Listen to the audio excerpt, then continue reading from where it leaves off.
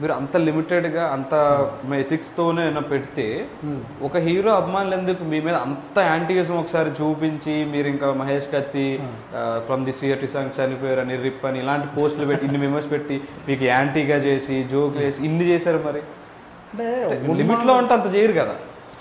ఇక్కడ మీరు అర్థం చేసుకోవాల్సింది ప్రేక్షకులకి అభిమానులకి ఉన్మాదులకు ఉన్న తేడా.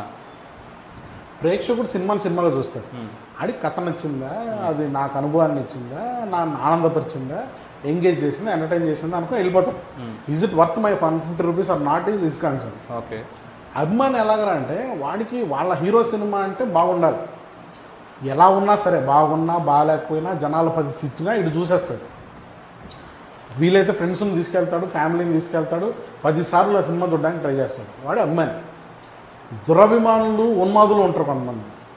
ఏంటంటే ఎవడైనా ఆ సినిమా ఒక మాట అంటే వీడు భరించలేదు. వీడేంటంటే వాడి చంపేస్తాం, నరికేస్తాం, అసలు నువ్వు ఎవడో చెప్పు, నీ దగ్గరకు వచ్చి అసలు నీ ఆఫీస్ని దుమ్ము రేపేస్తాం అని చెప్తుంటారు. వీళ్ళని ఉన్మాదులు అంటారు. వాళ్ళు they are not same people. అభిమానం ఇప్పుడు హీరోలను ఎందుకు అభిమానిస్తావు నువ్వు? వాళ్ళు ఏదో యాక్టింగ్ బాగా చేస్తారనో, డ్యాన్సులు బాగా చేస్తాడనో, ఫైట్లు బాగా చేస్తాడనో, రొమాన్స్ బాగా చేస్తాడనో. సినిమాకి దానికి సంబంధం ఉండాల్సిన అక్కర్లేదు కదా. సినిమా అన్నిసార్లు పెద్ద గొప్ప సినిమాలు ఏమి చేస్తారని ఏం లేదు కదా. ఎస్పెషల్లీ కాటమరాయుడు అనే సినిమా ఇన్సిడెంట్లో ఇవి చాలా జరిగాయి.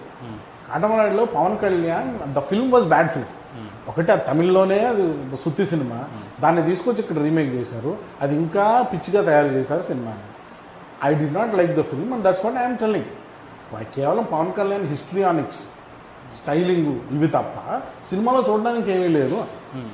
సినిమా బాగలేదు అంటావా? నీకు ఎంత ధైర్యం అంటే, నాకు ధైర్యం ఎందుకు ఉండకూడదు? నేను కూడా సినిమా చూశాను కదా, అది చెప్పడానికి నాకు ధైర్యం కావాలా?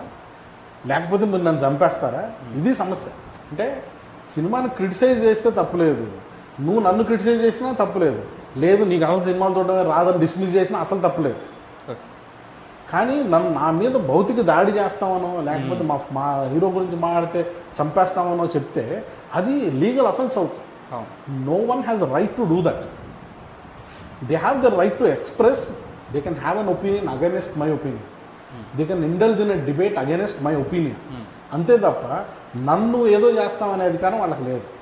ఆ లిమిట్ దాటాడు అంటే వాడికి మెంటల్గా ఏదో ప్రాబ్లం ఉందని అర్థం. ఆ ప్రాబ్లం అందరు దురభిమానులకు ఉంది.